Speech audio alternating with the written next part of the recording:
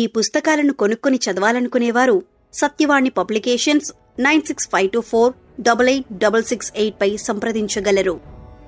మధుబాబు గారి అద్భుత జానపద సృష్టి మరకత మంజూష 26వ భాగం. వాడి మాటలు నమ్మకండి ఆనందుల వారు. వీళ్ల అసలు వృత్తి అడవిలో తారసపడే అమాయకుల్ని దోచుకోవటం. సర్పకేతుడు వంటి రాజ్యాధికారులు అడిగితే వేటాడటం తమ కులవృత్తని చెబుతారు కాని ఇప్పటి వరకు ఈ వలల్ని వీళ్లు ఉపయోగించటం నేను చూడలేదు. మూటల్లో నుంచి వాటిని బయటికి తీయటం ఇదే మొదటిసారి. మరోసారి కువ్వకువ్వలాడింది తేనెపిట్ట వంటి ఆ చిన్న పక్షి. ఆ శబ్దం ఇంకోసారి అందరికీ వినిపించింది. అదిగో అదిగో ఆ పొద మధ్యలో ఉన్నది అంటూ వేగంగా పరిగెత్తుకు వచ్చాడు నాయకుడు. పక్షి కూతలో నిబిడీకృతమై ఉన్న మాటలు తనకు ఒక్కడికే అర్థమవుతున్నాయని తెలుసు గనక అతని మాదిరిగా ఆతృతకు గురికాలేదు ఆనందుడు. అతని దారికి అడ్డుపడకుండా ప్రక్కకు జరిగాడు. అలా జరగటమే ఆ సమయంలో అతనికి లాభించింది. నాయకుడితో పాటు మూకుమ్మడిగా తాము కూడా కదిలారు మిగిలిన దొంగలందరూ. ఒక్కసారిగా ఆ పొదను చుట్టుముట్టి వట్టి చేతులతోనే ఆ పిట్టను పట్టుకోవాలన్న కోరిక అతి స్పష్టంగా కనిపిస్తోంది వారి ముఖాల్లో.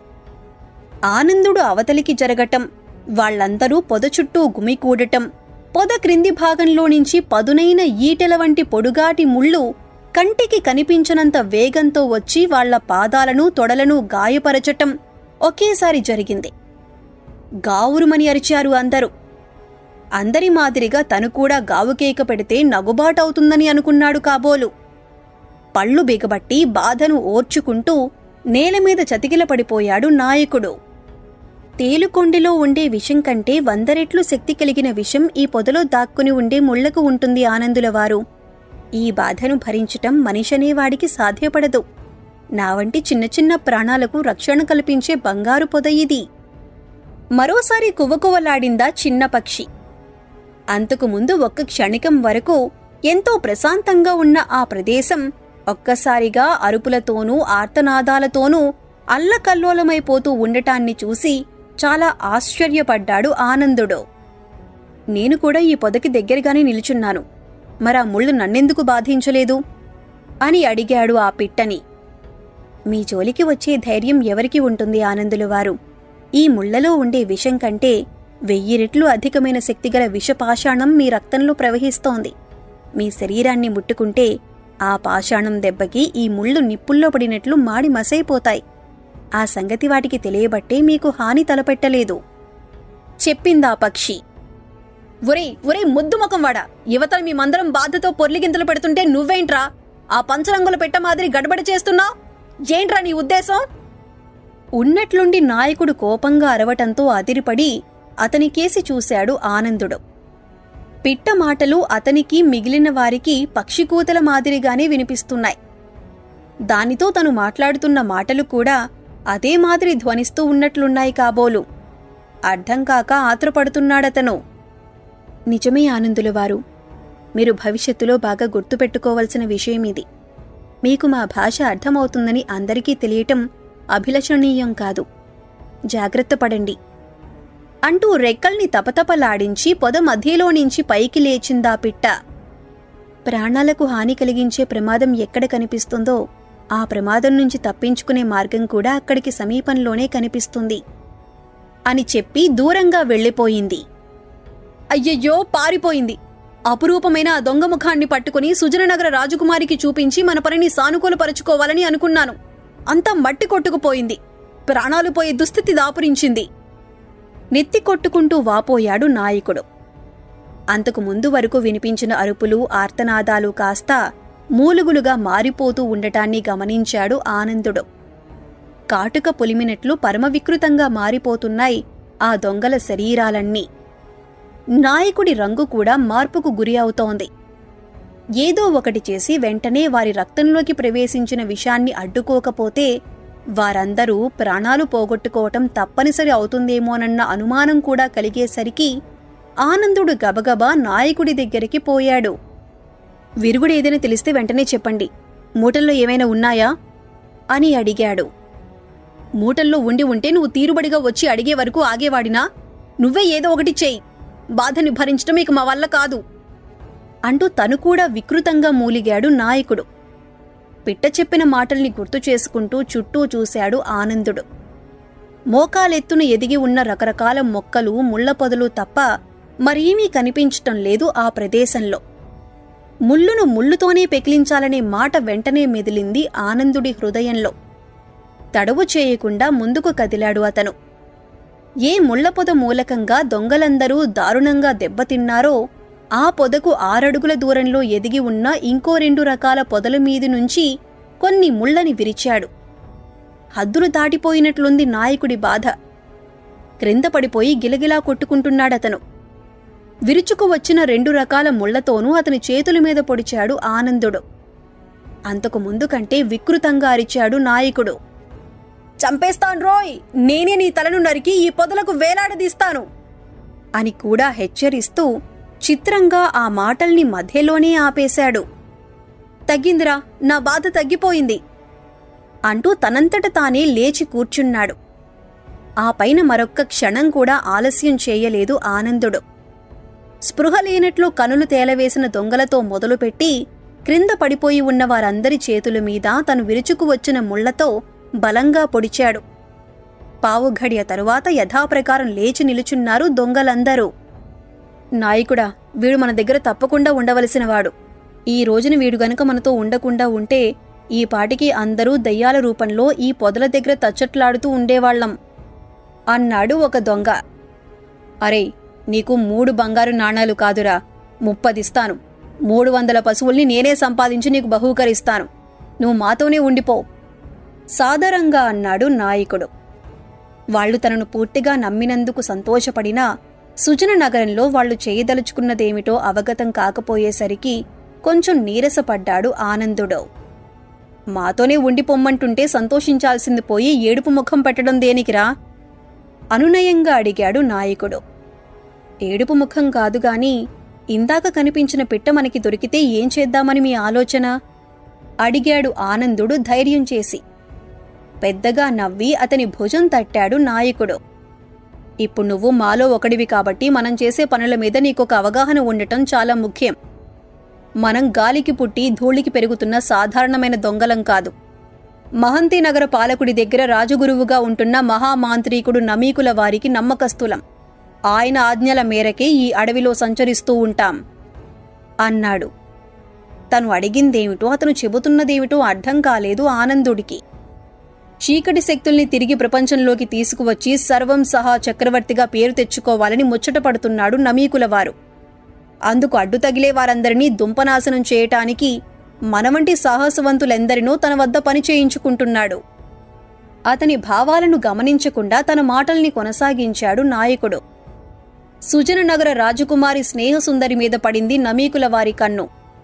ఆమెను అపహరించి తనకు అప్పగించవలసిందిగా ఆజ్ఞ పంపాడు. మనం అక్కడికి ఎందుకు పోతున్నామో ఇప్పుడు అవగతమైందా అని అడిగాడు. మాయమైపోయిన తన సోదరి కనుల ముందు మెదిలేసరికి తనకు తెలియకుండానే పిడికిళ్లు బిగించాడు ఆనందుడు. పళ్ళు బిగబట్టాడు. ఒరేయ్ మొద్దుముఖమా, ఏమిట్రాది? ఏమిటా పళ్ళు కొరుకుడు? ఆశ్చర్యంగా నాయకుడు అడిగేసరికి తను తప్పు చేస్తున్నట్టు గ్రహించి చిన్నగా నవ్వేశాడు. పర్వతాలకు ఆవలి పక్కన అమ్మవారి ఆలయం ఉన్న నగరంలో నుంచి ఒక అమ్మాయిని ఎవరో అపహరించినట్లు నాకు తెలిసింది. ఆ బిడ్డను కూడా మీరే అపహరించి నమీకుల వారికి అప్పగించారా అని అడిగాడు. తల అడ్డం తిప్పాడు నాయకుడు. నమీకుల వారి వద్ద మనం మాత్రమే కాదు, మనకంటే శక్తివంతులు ఇంకా అనేక మంది పనిచేస్తూ ఉంటారు. వారిలో ఎవరో ఆ పని చేసి ఉంటారు అన్నాడు. సుజననగర రాకుమారిని అపహరించిన తర్వాత ఆమెను నమీకుల వారికి అప్పగించాలా అడిగాడు ఆనందుడు. ఆ సంగతి నీకనవసరం, మేం చెప్పినట్లు చేయటమే నీ వంతు అంటూ సంభాషణను అక్కడితో ఆపేశాడు నాయకుడు. ఈరోజు మనం ప్రయాణం చేయటం అసంభవం. ఇక్కడే విశ్రాంతి తీసుకుందాం. తెల్లవారగానే తిరిగి నడక మొదలు పెడదాం అని మిగిలిన వారికి చెప్పాడు. తమను మృత్యుమందిర ద్వారాల దాకా తీసుకుపోయిన ముళ్ల పొదకు దూరంగా మూటల్ని విప్పి వాటిలోని రొట్టెల దొంతర్లను బయటికి తీశారు అతని అనుచరులందరూ. నీకు కావాల్సినన్ని రొట్టెల్ని నిరభ్యంతరంగా ఆరగించు. మళ్లీ మాకు ఏదైనా అవాంతరం ఎదురైతే కాపాడవలసింది నువ్వే. కాబట్టి నీకు మాకంటే అధికంగా ఓపిక అవసరం. దగ్గర కూర్చుని రొట్టెల్ని ఆనందుడికి అందిస్తూ చెప్పాడు నాయకుడు. జయీభవ విజయీభవ, నృసింహ భూపతుల వారికి మహావిజయీభవ. పెద్ద పెద్ద కంఠాలతో వందిమాగతులు బిరుదావళులు చదువుతూ ఉండగా మంత్రి సామంతాదులు చేతులు గాలిలోకెత్తి జయ జయధ్వానాలు చేస్తూ ఉండగా సభాభవనంలోకి వచ్చి సింహాసనం మీద కూర్చున్నాడు సుజననగర పాలకుడు నృసింహ భూపతి. వెంటనే ముందుకు వచ్చి ఆయనకు అభివాదం చేశాడు అంతవరకు ఎంతో ఓపికగా సభామందిరంలో వేచి ఉన్న సైనికుడు ఒకతను. ప్రభు, ఇతను మన సేనాపతి సర్పకేతుల వారి అంగరక్షకుల్లో ఒకతను అంటూ అతన్ని ప్రభువుల వారికి పరిచయం చేశాడు మహామంత్రి శుభంకరుడు. ఏమైంది సేనాపతి వెళ్ళిన పని? వెంటనే అడిగాడు నృసింహ భూపతి. పర్వత పంక్తుల దగ్గర జరిగిన సంఘటనలన్నింటినీ వివరంగా చెప్పాడు ఆ సైనికుడు. మహామంత్రవేత్త రాకేంద్రుల వారి సోదరుడి కుమారుడైన గవాక్షుల వారి సహాయంతో ఆ దుష్టమృగం వధించబడింది. సేనాపతుల వారు నగరానికి తిరుగు ప్రయాణం మొదలుపెట్టారు అన్నాడు. విపరీతమైన సంతోషంతో వింతగా ప్రకాశించింది నృసింహ భూపతి వదనం. ఎప్పుడో ఏనాడో తెరమరుగైపోయిన రాకేంద్రుల వారి నామం తిరిగి వినిపించటం నిజంగా చాలా ఆనందించదగ్గ విషయం. ఆ మహామంత్రవేత్త వారసుడికి సరైన ఆహ్వానం అందించాలి, ఏర్పాట్లు చేయించండి అంటూ మహామంత్రికి చెప్పాడు. ఏర్పాట్లు జరిగిపోతున్నాయి ప్రభు. పూర్ణకుంభాలతో బ్రాహ్మణోత్తములు నగరద్వారాల దగ్గర సంసిద్ధులై ఉన్నారు. పూలవాన కురిపించటానికి నగరంలోని కన్యకామణులు ఉవ్విళ్లూరుతున్నారు అని చెప్పాడు. రాకేంద్రుల వారికి స్వయంగా సంతానం ఉన్నదని మేమొక వార్తని విని ఉన్నాము. మరి ఆ సంతానం అంటూ ప్రశ్నార్థకంగా చూశాడు నృసింహ భూపతి. మాతంగి మాతంగి, మూసి ఉన్న కనుల్ని తెరిస్తే ఎదుట ఉన్న దృశ్యం మటుమాయమైపోతుందన్న భయంతో తెరవకుండానే బిగ్గరగా పిలిచాడు పూజారయ్య. అమ్మవారి ఆలయం వెనుక నిలబడి ఉన్న మాతంగి పెద్ద పెద్ద అడుగులు వేస్తూ వచ్చి, ఏమిటి పూజారయ్యా, ఏమిటి నీ సందేహం అని కొంచెం విసుగుదలగా అడిగింది. మరోసారి అన్యాయం జరిగిపోతున్నది మాతంగి. రాకేంద్రుల వారి ముద్దు బిడ్డడికి లేనిపోని నీలాప నిందలు అంటగట్టబడుతున్నాయి ఎర్రబడిన వదనంతో అన్నాడు పూజారయ్య. ఆలయ మండపంలో ఉన్న ఒక స్తంభాన్ని ఆనుకుని తను కూడా కనులు మూసుకున్నది మాతంగి. వెంటనే ఆమె దృష్టిపథంలోకి వచ్చింది సుజననగర సభాభవనం. అవును ప్రభు, ఒకే ఒక కుమారుడు కలిగాడట రాకేంద్రుల వారికి. దురదృష్టవశాత్తు అతను మతిస్థిమితం కోల్పోయి మందుడిగా తయారైనాడట. రాకేంద్రుల వారి స్థాయిలో విద్యలు నేర్వలేక సామాన్యమైన పశువుల కాపరిగా మిగిలిపోయాడట. చిన్న కంఠంతో చెప్పాడు మహామంత్రి. సింహాసనం మీద నుంచి కొంచెంగా ముందుకు వంగి కుతూహలంగా వింటున్న నృసింహ భూపతి వదనంలో వెంటనే ప్రత్యక్షమైంది తీవ్రమైన విచారం. తానొకటి తలిస్తే దైవం మరొకటి తలుస్తుందనే మాటలో చాలా యథార్థం ఉన్నది మహామంత్రి. మా గారాల బిడ్డ స్నేహసుందరిని రాకేంద్రుల వారి కుమారుడికి ఇచ్చి వివాహం చేస్తే బావుంటుందన్న కోరిక మాకు కలిగింది. కాని అది తీరనిది అవుతుందని మాత్రం మేము అనుకోలేదు అన్నాడు దిగులు నిండిన కంఠంతో. కనులు మూసుకుని తదేకంగా చూస్తున్న మాతంగి ముఖంలో వెంటనే ప్రత్యక్షమయింది అపురూపమైన దరహాసం. తథాస్తు, నీ కోరిక తప్పకుండా నెరవేరుతుందని నేను చెబుతున్నాను. ఆ ప్రభు తన ఎదుట ఉన్నట్టే గంభీరంగా చెప్పింది. అయ్యయ్యో, అదెలా సాధ్యం మాతంగి? ఇప్పుడు ఆనందుల వారు గనక ఆ ప్రభువు కంటబడితే ఎంతగా అసహ్యించుకుంటాడో ఆలోచించారా? ఆందోళనగా అడిగాడు పూజారయ్య. తలరాతను మించిన రాత ఈ సృష్టిలో మరొకటి లేదు. ఎవరికి అంగీకారమైనా కాకపోయినా జరగబోయేది జరగకుండా ఆగదు. మన ఆనందుల వారిని మించిన అందగాడు ఈ సృష్టిలో మరెవ్వరూ లేరు. చూస్తూ ఉండండి, మీకే అర్థమవుతుంది అంటూ కనులు తెరిచి తిరిగి ఆలయం వెనక్కి వెళ్ళిపోయింది మాతంగి. పూజారయ్య మాత్రం అలాగే ఉండిపోయాడు. సుజననగర సభాభవనంలో జరుగుతున్న సంఘటనలను మాత్రమే కాదు, నగరద్వారాల దగ్గర మొదలు కాబోయే స్వాగత సత్కార కార్యక్రమాలను కూడా తనివి తీరా చూసి ఆనందించాలని అతని ఆకాంక్ష. గవాక్షుల వారంటే నీకు తగని ఒళ్ళుమంట. ఆయనకు జరగబోతున్న సత్కారాలను చూడాలని అభిలషించటం దేనికో. వెనుక భాగంలోని పనిని ముగించుకుని ముందుకు వస్తూ వెక్కిరించింది మాతంగి.